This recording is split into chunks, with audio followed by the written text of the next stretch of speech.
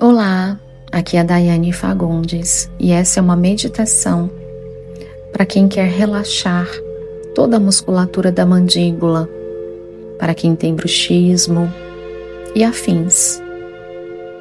Se prepare, deite-se ou sente-se confortavelmente.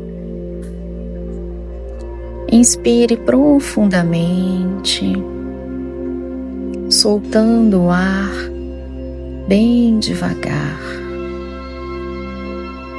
Inspire e, ao soltar o ar, sinta o seu corpo inteiro relaxando dos pés até a cabeça. Traga agora a sua consciência para os seus pés. Sinta o relaxamento nos seus pés. Sinta agora o relaxamento subindo para as suas pernas, relaxando cada pedacinho das suas pernas, tranquilizando e tirando toda a tensão do dia. Vá relaxando também os seus quadris, todo o seu abdômen, o peito, até chegar nos ombros.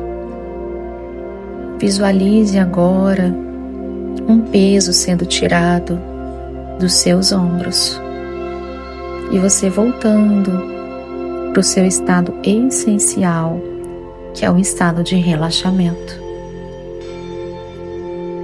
Esse relaxamento vai até o seu pescoço agora e chega ao seu rosto. Relaxe a testa, relaxe os seus olhos, relaxe a boca e relaxe a mandíbula. Sinta agora como se uma luz tocasse toda a região da articulação da sua mandíbula. Visualize uma luz azul suave envolvendo a área, trazendo frescor e muita calma. Imagine cada tensão da mandíbula representada pelas palavras não ditas, pelas mágoas guardadas ou pela raiva contida, sendo liberadas agora. Inspire luz e, ao expirar, solte todo esse peso. Veja essas energias saindo como uma fumaça escura e se dissolvendo no ar. Vá liberando cada tensão da sua mandíbula. Ela vai se reprogramando agora em um relaxamento profundo.